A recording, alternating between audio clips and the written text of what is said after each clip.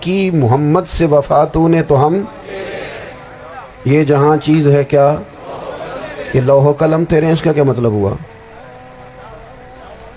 لوح و قلم، قلم لکھتی ہے نا تقدیریں، مقدر فیصلے، تو لوح و قلم تیرے ہیں، اس کا مطلب یہ ہے کہ پھر رب کریم تیرے اوپر فضل کرے گا، اور وہ جن فیصلوں کی امت کو دیانت سے چاہت ہے اللہ اپنے فضل سے وہ فیصلے فرمائے گا۔ جب تک زندگی حضور کی غلامی کی طرف نہیں جاتی وہ اللہ تعالیٰ کی تائید نہیں پاتی۔ حضرت عبداللہ ابن حذافہ رضی اللہ تعالیٰ عنہ کو رومیوں نے قید کر لیا تھا، اور جب رومی آپ کو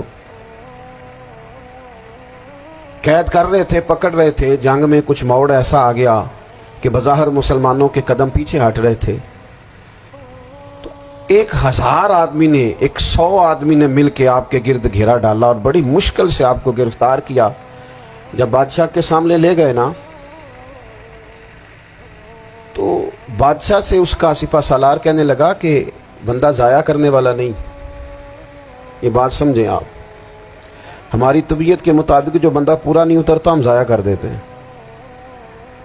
حالانکہ اگر آپ کو مخالف صف میں بندہ کام کا نظر آئے تو آپ غور فرمائیں کہ یہ ہمارے قافلہ محبت میں کیسے شامل ہو سکتا ہے، اس کے لیے جد و جہد کریں تاکہ اس سے کام لیا جا سکے۔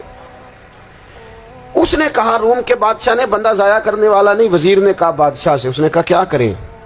کچھ ایسا کریں کہ یہ معاذ اللہ ہمارے دین میں آ جائے۔ اور قرآن مجید نے واضح کہہ دیا ہے کہ یہودی اور عیسائی تم سے راضی نہیں ہو سکتے حتی تتبع ملتہم، جب تک کہ تم ان کے دین کی پیروی نہ کرو، ان کو کسی طریقے سے معاذ اللہ عیسائی بنایا جائے۔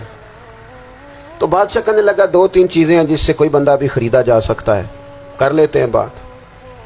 اس نے سب سے پہلے حضرت عبداللہ ابن حذافہ سے کہا کہ جتنے پیسے آپ کہیں گے آپ کو ملیں گے، آپ اس دین میں آ جائیں معاذ اللہ۔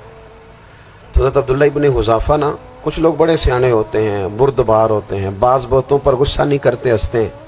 حضرت عبداللہ ابن حذافہ ہنس پڑے، فرمانے لگے تجھے کس نے بادشاہ بنایا؟ تو بڑا بیوقوف آدمی ہے۔